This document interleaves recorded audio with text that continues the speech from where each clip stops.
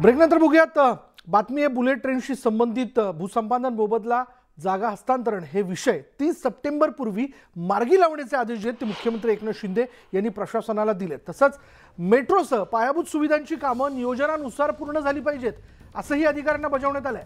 Bullet ट्रेनसाठी MMRDA मधील 4.8 hectare जागा भूमिगत स्थानकासाठी 30 सप्टेंबर पर्यंत उपलब्ध करून देण्याचे आदेश शिंदे यांनी दिलेत। भूसंपादन मोबदला जमीन हस्तांतरणाची प्रक्रिया पालघर आणि ठाणे जिल्हाधिकाऱ्यांनी पूर्ण करावी, वेळेत ती पूर्ण करावी असे आदेशही त्यांनी देऊ केले।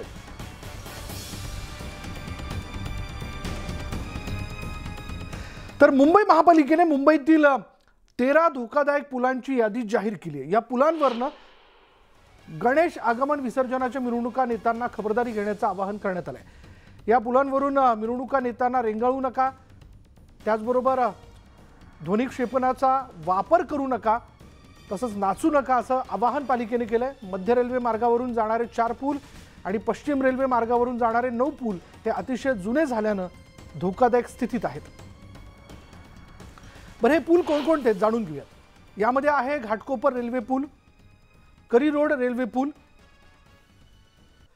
साने गुरुजी मार्ग, चिंचपोकळी रेल्वे पूल, भायखळा रेल्वे पूल, त्याचबरोबर marine lines rail over bridge,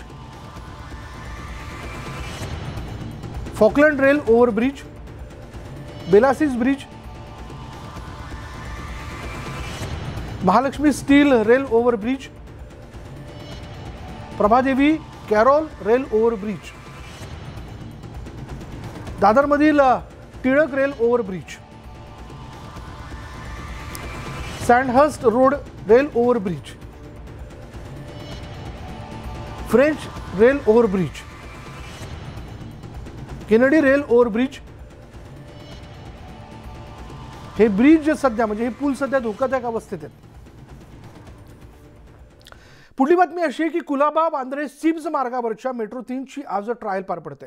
मुख्यमंत्री एकनाथ शिंदे, उपमुख्यमंत्री देवेंद्र फडणवीस यांच्या उपस्थितीत मेट्रो 3 ची ट्रायल होणार आहे। 2 ऑगस्टला मेट्रो 3 या भुयारी मेट्रोचे डबे आंध्र प्रदेशातून मुंबईला आणण्यात आले होते आणि त्यानंतर आता याच मेट्रोच्या डब्यांचे 3 किलोमीटरच्या टप्प्यात ट्रायल रन केली जाईल।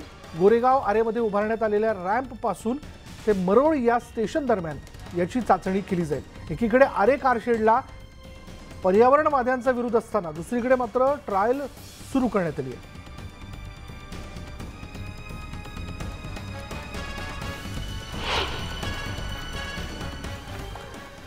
प्रवास आता मुंबईकरांचा सुसह्य होणार आहे। मुंबईतील मेट्रो 3 ची चाचणीची ती आज केली जाते। सारीपुत नगर ते मरोळ दरम्यान ही चाचणी असेल। 3 किलोमीटर पर्यंत जे टप्पे आहेत त्या टप्प्यांमध्ये ही चाचणी केली जाईल। 2023 मध्ये सिप्स ते BKC पहिला टप्पा जो तो पूर्ण करण्यात आला। भुयारीकरणाचं काम हे आता 96% पूर्ण झालेलं आहे आणि एकूण प्रकल्पाचे जर आपण प्रकल्पाबद्दल लक्षात घेतलं तर त्याचं 67% काम पूर्ण झालंय।